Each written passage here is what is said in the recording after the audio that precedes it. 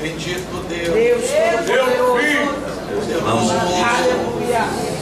quero cumprimentá-los com a paz do Senhor. Amém. Muito grato a Deus. Valeu, Mais a varão. sua prioridade. O Senhor me concede estar aqui com vocês. Quero agradecer ao pastor Luiz, ao Fernando por esse convite.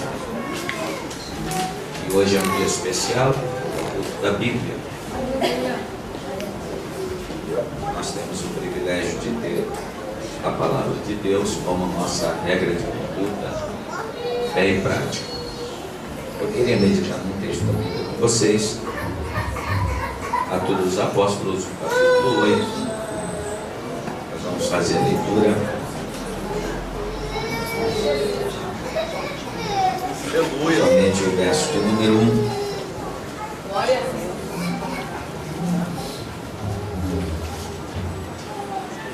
Quero falar sobre 3 aspectos da igreja. Não enfoque em 3 aspectos da igreja. Tem a Bíblia como regra de fé, conduta e prática. E também Saulo consentiu na morte dele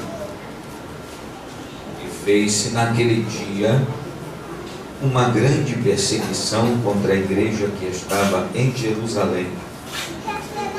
Assim, todos foram dispersos pelas terras da Judeia e da Samaria, exceto os apóstolos.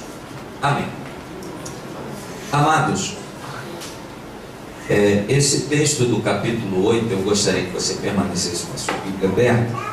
Nós vamos conversar, fazer uma análise sobre esse texto, dos versos de número 1, se der tempo, até o verso de número 40. Dos versos de número 1 a 3, diz que Saulo, ele perseguiu a igreja por uma ordem divina. Ele consentiu na morte de Estevão, e Estevão foi enterrado por alguns homens piedosos, e Saulo continuou perseguindo, assolando a igreja, e isso fez com que a igreja voltasse ao seu propósito inicial, ao seu propósito original. Para que a gente tenha uma ideia sobre os 3 aspectos que eu vou tratar hoje da igreja, primeiro é sobre o seu significado. Qual é o propósito, o objetivo de Deus ter salvado o seu povo e de ter instituído uma igreja sobre a face da terra? Qual o propósito de Deus para isso? Então, primeiramente eu gostaria que você entendesse, compreendesse qual é o propósito, o objetivo. Então, primeiramente, quando o próprio Cristo disse que as portas do inferno não prevaleceriam contra a igreja, é interessante que quando ele utiliza igreja, o autor, o evangelista Mateus, ele utiliza uma palavra chamada eclésia. A palavra eclésia é a palavra que tem como significado original a igreja ou a congregação ou a reunião dos chamados para fora. Então, o propósito de Deus ter salvado a igreja, ou de Deus ter salvado os crentes, para que os crentes se reunissem em uma igreja, é fazer com que essa igreja, que foi salva, lavada, remida pelo sangue do Cordeiro, seja uma congregação dos chamados para fora. Então, o propósito de Deus para a igreja é salvar você, para que você salve outros. Então, esse é o objetivo primário de Deus ter escolhido a igreja. Então, a igreja, ela não foi chamada por Deus para ficar apenas em Jerusalém. Deus falou que essa promessa do Pai tinha que ser aguardada em Jerusalém. Mas depois que essa promessa fosse concluída, ou que Deus cumprisse essa promessa, a igreja tinha que tomar o rumo que Deus havia dado desde o princípio. Por exemplo, abra sua Bíblia em Lucas capítulo 24. Nós vamos ver essa realidade estampada aqui nas Escrituras. Eu quero que você acompanhe Lucas capítulo 24, versículo 36 ao 49. É o que diz aí. E falando ele dessas coisas, o mesmo Jesus se apresentou no meio deles e disse-lhes: Paz seja convosco. E eles, espantados e atemorizados, pensavam que viam algum espírito. E ele lhes disse: Por que estáis perturbados? E por que sobem tais pensamentos aos vossos corações? Vede as minhas mãos e os meus pés, que sou eu mesmo.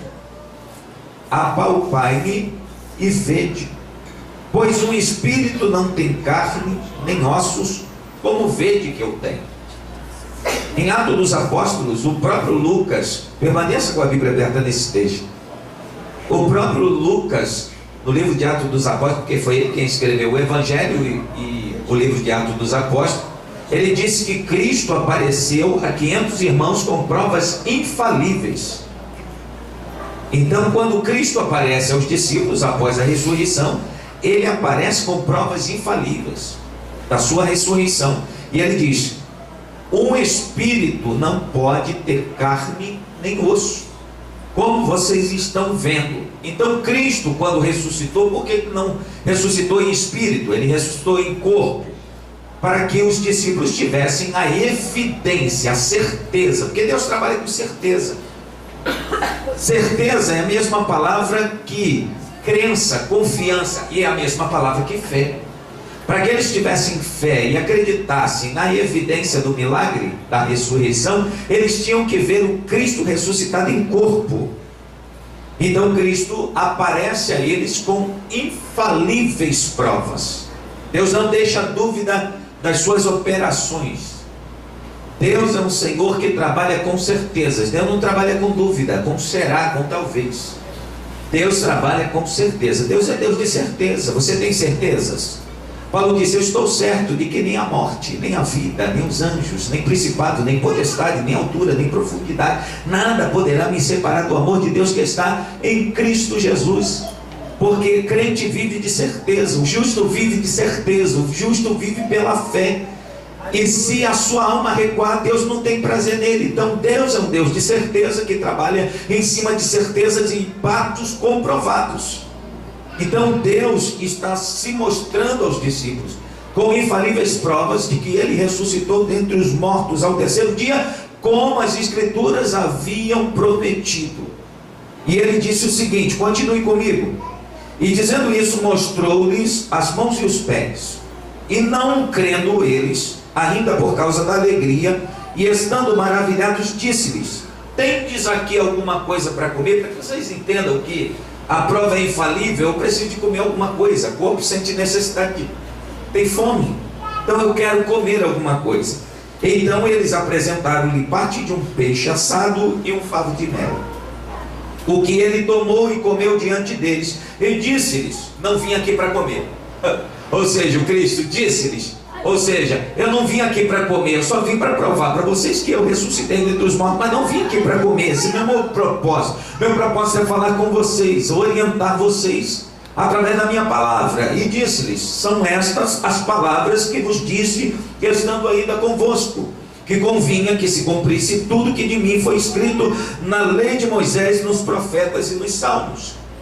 E hoje o grande alerta que a igreja precisa estar ciente é que a profecia de Deus, tanto no Antigo quanto no Novo Testamento, tem que se concretizar, tem que se cumprir. E saiba que você está inserido nos propósitos estabelecidos por Deus dentro da sua palavra. Então não adianta você correr para lá nem para cá, nem ficar tonto e embaraçado com as coisas dessa vida, porque tudo que está escrito a respeito de você nas Escrituras tem que se cumprir. Aleluia. E o Cristo tinha que padecer, sofrer as algúrias. Ele tinha que ser morto, sacrificado, o seu sangue teria que ser vertido até o final, porque saiu sangue e água, para que se cumprisse tudo que era dito a respeito dele no Salmo, nos profetas e em Moisés. E nós queremos, às vezes, fugir dos propósitos que estão estabelecidos para a gente por causa do sofrimento que ele nos advém. Então tem gente que só quer viver os mar de rosas da Bíblia. Tem gente que não quer sofrer as augúrias, sofrer as afrontas, as decepções, as rejeições. Então Cristo disse, tanto as coisas boas que Deus profetizou, quanto as coisas ruins, tem que me advir para que se cumpra tudo que sobre mim está escrito. Então tudo que está escrito a respeito de nós na Bíblia tem que se concretizar. Se você não quiser cumprir o propósito de Deus, você está no lugar errado. Mas se você está no lugar certo e tem a certeza de que Cristo vai fazer tudo que está estabelecido na sua vida, você vai ter que passar tintim por tintim. Se você não quiser passar, você vai ter que rodear como o povo de Israel 40 anos, sendo que a viagem duraria apenas 10 dias. Eu não sei se você quer que a promessa de Deus se cumpra em 10 dias ou em 40 anos. Isso vai depender da sua caminhada com Cristo. Aleluia! Aleluia! Então tudo que está escrito tem que se cumprir. O Cristo vai ter que morrer, ressuscitar no terceiro dia e subir aos céus para que receba a glória do Pai. Aleluia! E se ele não morrer, não ressuscitar e não subir à glória, o Espírito Santo não vem.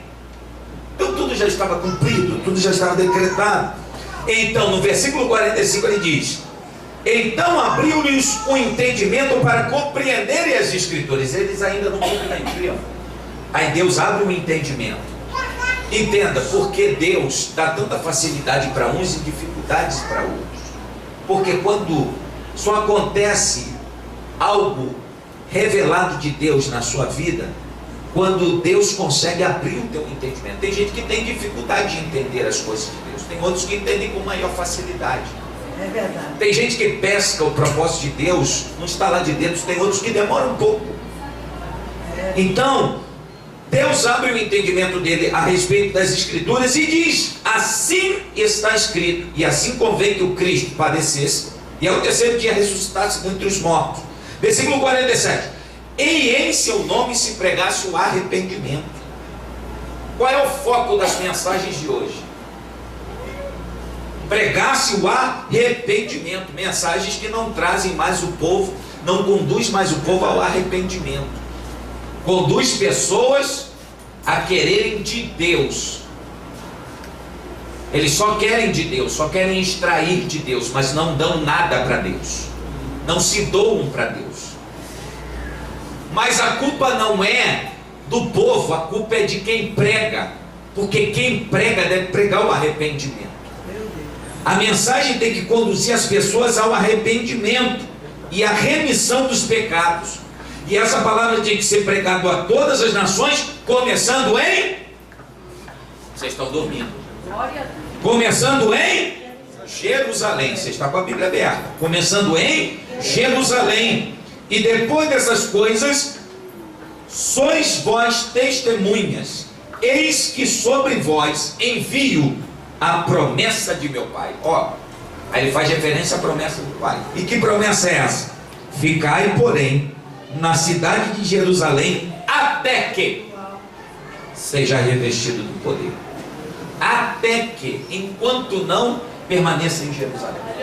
Depois que a promessa do Pai te alcançar, saia de Jerusalém. Porque você vai ter que ir à Judeia, a Samaria e até os confins da terra. Aí o que acontece? Isso acontece, Deus faz a promessa em Atos 1:8, mas recebereis o poder quando descer sobre vós a virtude do Espírito Santo. E vocês serão as minhas testemunhas. Vocês não viram, mas através do poder do Espírito, vocês receberão a confirmação de que eu morri, ressuscitei, e vocês vão testemunhar isto. E isto será o evangelho que vocês vão ministrar, com certeza e com convicção, e com provas infalíveis de que vocês são testemunhas, de que vocês presenciaram pelo poder do Espírito Santo a ressurreição, a morte e a vida de Cristo. E aí, fiquem na cidade de Jerusalém. Aí em Atos 8 ele diz: mas recebereis o poder ao descer sobre vós a virtude do Espírito Santo, e vocês vão ser as minhas testemunhas, tanto em Jerusalém, como em toda a Judeia, Samaria e até os confins da terra. Israel, ou seja, o povo judeu recebe em Atos capítulo 2, quando acontece aquele evento poderoso, onde eles estavam no cenáculo, no terceiro andar de uma casa, atemorizados, com medo, porque Cristo tinha morrido, ressuscitado, subiu aos céus, e eles se achavam sozinhos. E eles estavam aguardando a promessa do Pai que Cristo tinha dito, através do Dr. Lucas no Evangelho. E aí o que acontece? Acontece o seguinte, em Atos capítulo 2, no dia do Pentecostes. Não é que o cristão é pentecostal, o cristão acredita no dom do Espírito Santo. E Deus escolheu o dia de Pentecostes, porque o dia de Pentecostes assinala o dia das colheitas. E foi nesse dia que Deus derramou o Espírito Santo sobre todos aqueles a quem fez a promessa.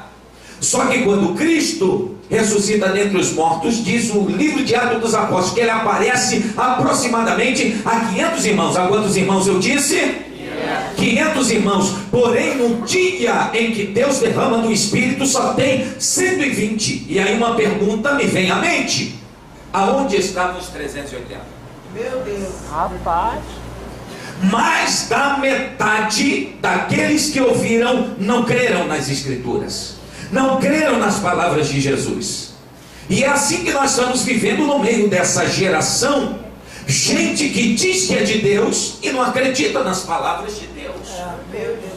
Gente que diz que é de Deus e vive uma proximidade verbal e uma distância relacional. Este povo apenas me honra com os lábios, mas o coração está longe de mim. Então, o que Deus está querendo me dizer através dessa palavra em Atos 8 é que a igreja fugiu do propósito. A igreja está fora do propósito. Quando a igreja está fora do propósito, quando ela foi chamada para fora e ela está dentro. Quando ela recebe o poder, enquanto não tem poder, não saia. Só saia depois que Deus te revestir do poder, porque sair para guerrear sem o revestimento é soldado ir para a guerra sem a arma. Aleluia. Meu irmão, eu estou gastando meu inglês todo com você. Aleluia. Glória a Deus. Eu não vou ficar pedindo para ninguém ficar de culto mecânico aqui não. Meu Deus. Aqui o povo entende o poder da palavra e sabe que a palavra está sendo pregada como ela é. Então Deus te chamou para fora, mas para ir para fora primeiro precisa ser revestido. Se recebeu o poder do Espírito Santo, o revestimento da graça, foi implantado em você o fruto do Espírito, a bondade, o amor, a misericórdia, a graça, o batismo com o Espírito Santo, recebeu o revestimento, recebeu a glória, recebeu o avivamento. Então depois disso saia. Se não recebeu, fica. É para isso que existe um QG, quartel-general. Oh, glória. É aqui que você está aprendendo. Você aceita Cristo, se torna neoconverso, neocrente, neoconvertido, e logo depois, para que você saia para pregar o Evangelho, você precisa estar munido da armadura. Então Deus precisa primeiro te revestir do poder, te santificar e colocar em você as qualidades morais dele, para que tu se torne como ele é. Aleluia. Não ser igual a ele, mas ser como ele é. Glória a Deus. E aí o que acontece? A igreja gostou do culto, o povo gostou das profecias, e aí ficaram enclausurados em Jerusalém. Aí existe um negócio que pregador não pode copiar isso aí. Meu Deus. Existe uma máxima na Bíblia que é o seguinte: quando você não cumpre o que Deus faz, Deus inverte o versículo. Meu Deus. Quando tu não cumpre Atos 1:8, se cumpre Atos 8:1. O que aconteceu? O povo recebeu o poder e não saiu. Aí Deus falou: não sai, vai sair, eu vou enviar Saulo. E aí Saulo é enviado com o único propósito: perseguir a igreja. Se você não cumprir o que Deus determinou, tu vai passar vento na tua vida. Isso eu estou dizendo pela Bíblia, eu não estou dizendo porque alguém me contou. Eu estou dizendo pela Bíblia. Atos 1:8, recebereis o poder para sair. Não saiu, continuou, gostou do culto. O negócio aqui da gente é brigar por cargo. Aqui o negócio da gente é brigar por cadeira. O negócio daqui é saber quem vai ser presbítero, quem vai ser pastor. E a obra não é concretizada. A promessa do Pai se cumpriu, o propósito de Deus já foi estabelecido, você já recebeu o poder do Espírito Santo e continua aqui dentro. Aí Deus vai permitir que algumas leis sejam revogadas, não sejam revogadas e venham se concretizar na nossa nação, para que a igreja saia dessa inércia que está vivendo, para sair pelos becos e valados, pelas ruas, pelas favelas, e saia de quatro paredes dessa briga terrível que está para que ela possa cumprir o propósito que Deus estabeleceu, uma congregação dos chamados para fora. Aleluia! Coisa linda. Eu duvido, pastor, duvido, que depois dessa mensagem bíblica, pessoas digam para o Senhor, dê desculpa para o Senhor que não vai mais no evangelismo. Eu duvido. Tem que ter me desculpe a expressão, a cara de madeira para dar desculpa, porque foi para isso que Deus levantou e sustenta a igreja. Você é ganho para ganhar, você é consolado para consolar. Glória a Deus. O que tu recebeu de graça é de graça que você recebeu. Aleluia! Glória a Deus. Ou você acha que o mundo não precisa da graça, ou você acha que santo só pode ser você. Aleluia! Aleluia! Quando a gente deixa de cumprir o propósito de ser um chamado para fora, a gente está dizendo que o mundo não pode receber a graça que Deus deu a nós. Que a graça é exclusividade da igreja, de mais ninguém. Aleluia! E aí, quando essa inércia começa a acontecer, Deus começa a se mexer no trono. Aleluia! Deus começa a se indignar com a igreja.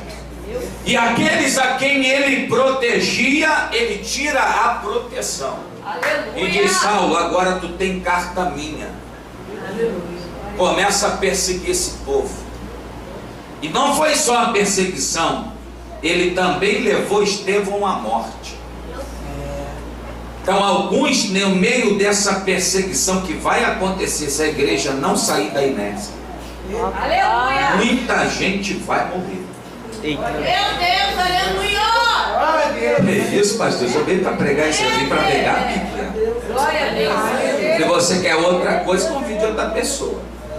Glória a Deus! Aleluia. Fala, Deus. Se vocês querem ouvir uma palavra da profecia, então já se acostume a ouvir profeta. Porque o profeta tem compromisso com a palavra. Glória a Deus! Então, qual é o propósito de Deus? Chamados para fora. É receber aqui para sair. Aleluia. Louvado seja o nome. Mas não saiam se não receber. Enquanto não recebe, fique aqui, porque aqui é o lugar onde você precisa receber a instrução e o poder e a capacitação para sair. Ô, glória. Obrigado, Deus. Aleluia! Eu não estou falando de gente que pula, que grita, que profetiza. Eu estou falando de gente de estrutura. Aleluia! Estou falando de gente que ama, de gente alegre. Da gente que entra na igreja com cara de policial federal da República Federativa do Iraque. Parece que você perdeu batalha. Eu entrei aqui, olhei para o teu rosto, não me deu vontade de servir a Cristo. As pessoas têm que olhar para você e ter um desejo de servir a Cristo. Saber que você sofre as aflições como um bom soldado, mas tem estampado no teu rosto um coração alegre com o rosto aformoseado. Você pode estar passando o que for, mas o sorriso não pode deixar de estar estampado no teu rosto, porque você não precisa de coisas externas para mostrar felicidade. A felicidade do crente é saber que o nome dele está escrito no livro. Então, ou você cumpre ou cumpre. Ou você cumpre ou morre. E o incrível é que Saulo assolou a igreja e atacou diretamente os diáconos. E como hoje está difícil de diácono na igreja, Eita, glória. que as pessoas só pensam em ser pastor. Só que o diácono, ele é uma função tão importante. É verdade. Coisa mais linda. Glória a Deus. Louvado seja o nome do Senhor. É uma missão tão nobre. Atender viúvas, órfãos, necessitados. Meu Deus. E Estevão não só fazia isso, ele também pregava. Foi por causa da palavra que ele foi apedrejado até a morte. Saulo consentiu na morte dele e fez naquele dia uma perseguição tamanha, de modo que os discípulos foram dispersos por todo lugar. Vamos ler a Bíblia. Não posso falar sem ler, né? Aleluia. Atos 8:4, e diz assim: mas os que andavam dispersos iam por toda parte anunciando a palavra. Aleluia. E descendo Filipe a Samaria, lhes pregava a Cristo. E as multidões unanimemente prestavam atenção ao que Filipe dizia, porque viam e ouviam os sinais que ele fazia. Glória a Deus. Pois que os espíritos imundos saíam dos que o tinham, clamando em alta voz, e muitos paralíticos e coxos eram curados, e havia grande alegria naquela cidade. Aleluia. Eu disse que quando os crentes foram dispersos por causa da perseguição, e a perseguição não veio do diabo, a gente precisa amadurecer para compreender que a partir do momento que a gente entrega a vida a Cristo, Satanás não tem mais domínio. Aleluia. Glória a Deus. Peraí. Aleluia. Peraí, tem muita gente dormindo. Eu estou dizendo que a partir do momento que você entregou a sua vida a Cristo, Cristo faz morada em você. Ninguém, quem tem de ruim, ele expulsa quando entra. Se existe algum mal, ele expulsa antes de entrar, porque ele não tem como ficar dentro de alguém com o mal dentro da pessoa. Ou é o mal que habita em você, ou é Cristo quem habita em você. Se Cristo habita em você, nenhum mal habita. E aí Cristo, o que ele faz? Ele habita em você. E ele te capacita com este poder. E aí o crente, quando sai, foi disperso por toda parte, eles vão anunciando a palavra. E Filipe, descendo a cidade de Samaria, lhes pregava a Cristo. Qual era o teor da mensagem de Filipe? Cristo. Qual era o propósito, o objetivo de Filipe? Pregar a Cristo. E aí o que acontece? As multidões unanimemente prestavam atenção a ele. E Filipe é o protótipo, é o segundo aspecto que eu quero tratar da igreja, esse aqui. Uma igreja que não teme território hostil. Vou repetir: uma igreja que não teme território hostil. Aleluia. Igreja que não tem temor de adversidade, Aleluia. que não teme arma, revólver. Glória a Quem quer Deus. que Aleluia. Glória a Deus.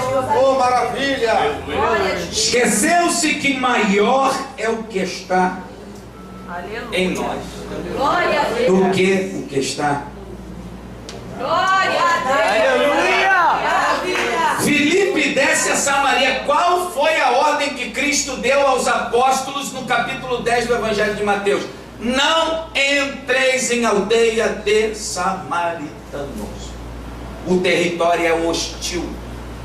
Cristo pede a Tiago e João que vão até Samaria e lhe preparem pousada. Cristo não é recebido. Os apóstolos ficam com tanta raiva que dizem: Senhor, quer que façamos como Elias?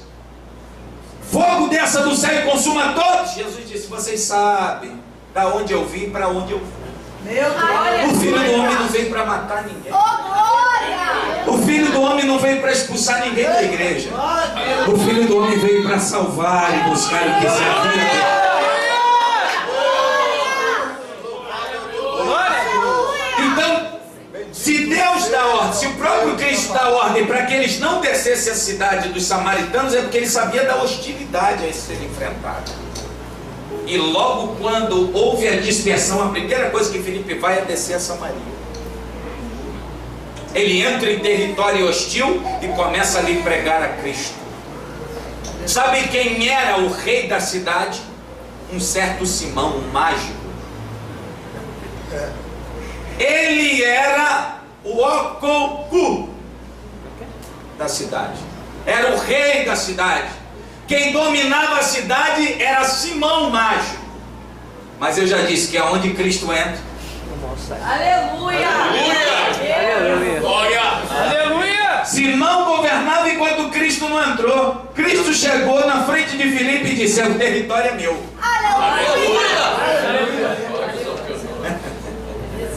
Salida a Deus. Oh, glória! Aleluia! Louvado seja o teu nome. Filipe chegou na cidade de Samaria. Aí cumpriu-se o que foi dito pela palavra: e vós sereis as minhas testemunhas, tanto em Jerusalém como em toda Samaria. Depois eu vou preparar Saulo por encontro. Ele é Saulo que persegue a igreja. Depois ele será perseguido, e ele vai por todas as regiões do mundo pregar a minha palavra. Desce a Samaria, Filipe desce a Samaria. Simão aceita Cristo como Salvador, e ele entra mesmo no meio da muvuca, no meio do território hostil, porque ele não teme. A expressão não temas existe na Bíblia aproximadamente 365 vezes. Quando você sai de casa, Deus diz: não temas hoje. Você sai amanhã, não tema amanhã. Não tema, porque eu sou contigo. Não tema, não se assombre, porque eu sou o teu Deus. Glória a Deus! Aleluia! Não temas o que há de padecer. Eis que o diabo, vosso adversário, há de conduzir alguns à prisão, e permanecerei lá por 10 dias. Mas ser fiel até a morte, Glória a Deus! e eu te darei a coroa da vida. Aleluia! Tem alguém que compreende que uma igreja que foi marcada pela presença do Espírito Santo, pelo revestimento de poder, não teme ir a territórios hostis? Glória a Deus! Satanás às vezes tenta marcar território. Vocês se lembram de Jesus? Jesus disse para os discípulos: entre no barco. Entrou no barco, Jesus foi dormir. Se levantou uma tempestade tão grande naquele dia. Os discípulos ficaram atemorizados e acordaram o mestre. E disse: mestre, não te importa que morramos? E ele disse: aonde está a vossa? Aleluia! Cadê o poder que eu dei a vocês? Meu Deus, aleluia. Ainda tem gente que diz que Cristo foi quem apaziguou a tempestade. Quem tinha que apaziguar é quem recebeu o poder. Jesus. Alguém consegue dormir no meio de uma tempestade no barco? Ninguém. Cristo estava com os olhos fechados para ver qual era a atitude daqueles que receberam poder diante da adversidade física. Estava diante deles.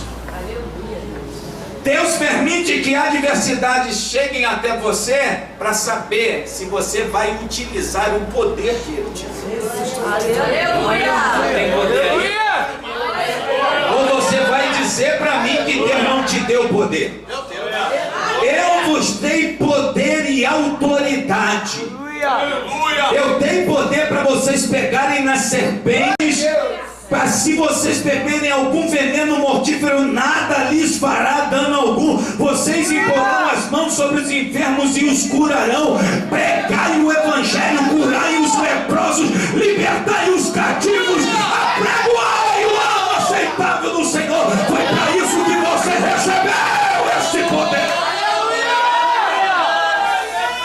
poder aí, tem poder aí, tem poder aí.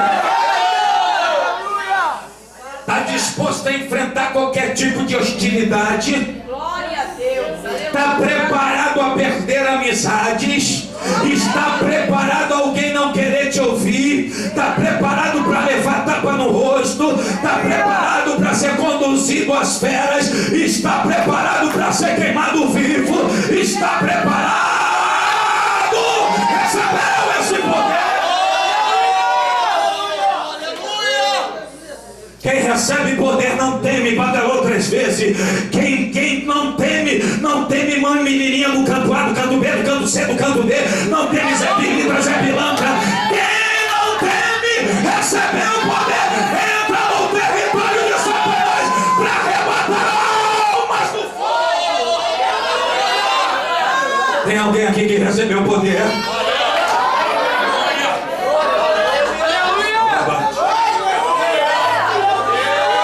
Você recebeu o poder, você está cheio do poder.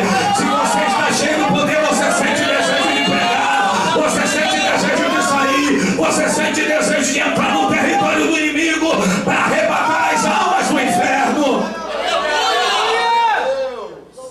Glória a Deus. Aleluia. Rapaz, eu vou ter que... Glória a Deus. Glória a Deus. Quando dia eu venho, Glória a Deus. uma igreja que não tem Aleluia, Deus. território hostil. Tem só 2 minutos, pastor. Posso? Aleluia. Posso para finalizar? E aí, Cristo entra. Os discípulos receberam poder, mas não usaram poder. A tempestade, Jesus tem que levantar e acalmá-la. O vento para de soprar. As ondas deixam de se avolumar. E a grande calmaria.